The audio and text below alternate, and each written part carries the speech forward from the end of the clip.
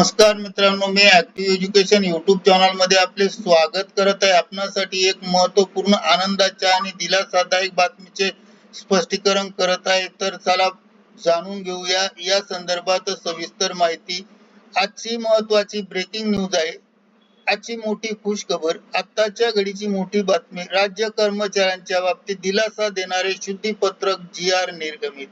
या संदर्भामध्ये माहिती जाणून घेऊया.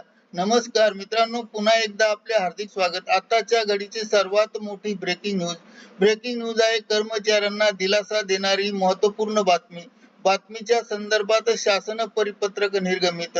कोणत्या कर्मचाऱ्यांना दिलासा मिळणार आहे, कोणत्या विभागाने शासन निर्णय आणि शुद्धीपत्रक निर्गमित केले आहे, शुद्धीपत्रकात कोणत्या बाबीचा समावेश केला आहे, याची संपूर्ण माहिती जाणून घेण्यासाठी उपरोक्त दर्शवलेल्या प्रश्नाच्या संदर्भात हा व्हिडिओ कुठेही स्किप न करता सुरुवातीपासून शेवटपर्यंत आवश्यक पहा. चला तर करूया ब्रेकिंग न्यूजचे स्पष्टीकरण.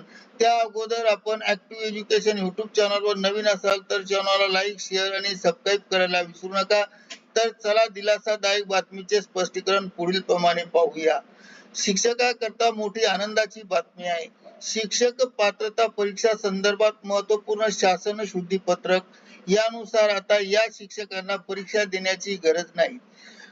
शिक्षक पात्रता परीक्षा संदर्भात शालेय शिक्षण विभागामार्फत दिनांक 3 डिसेंबर 2014 रोजी महत्त्वपूर्ण शुद्धीपत्रक निर्गमित करण्यात आले आहे.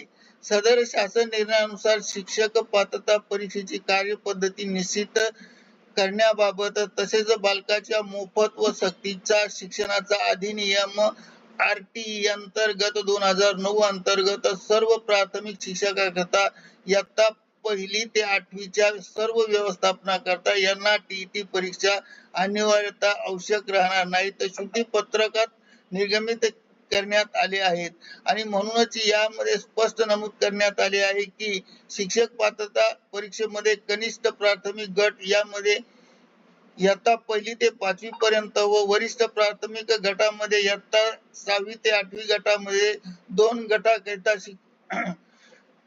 शिक्षकांची प्रत्येकी एक स्वतंत्र प्रश्नपत्रिका असणार आहे आणि इयत्ता 6वी ते 8वी या गटाकरिता उत्तीर्ण होणाऱ्या उमेदवारास इयत्ता 1ली ते 5वी गट करिता परीक्षा उत्तीर्ण होणे आवश्यक नाही असेही स्पष्ट नमूद करण्यात आले आहे. या शिक्षकाने TET परीक्षा उत्तीर्ण होणे अनिवार्य नाही. त्याचप्रमाणे शारीरिक शिक्षक, कार्यानुभव, चित्रकला, संगीत या विषयावर किंवा या विषयात ज्या शिक्षकाने पदवी घेतली किंवा पदविका प्राप्त केली आहे तर अशा शिक्षकांना शिक्षक पात्रता परीक्षा उत्तीर्ण होणे अनिवार्य असणार नाही असे शुद्धीपत्रकात म्हटले आहे. सर्वोच्च न्यायालयात इयत्ता 1ली ते 8वी पर्यंत शिकवणाऱ्या शिक्षकांचे TET परीक्षेच्या संदर्भात अनिवार्य केली असली तरी या विरोधात याचिकेवर एक बाजू अधिक जड आहे की जे शिक्षकांना दिलासा देणार आहे. करिता ऍक्टिव्ह एज्युकेशन युट्यूब चॅनल मार्फत हा व्हिडिओ व्हायरल केला आहे. या संदर्भातला शासन निर्णय आपण पाहणार आहोत.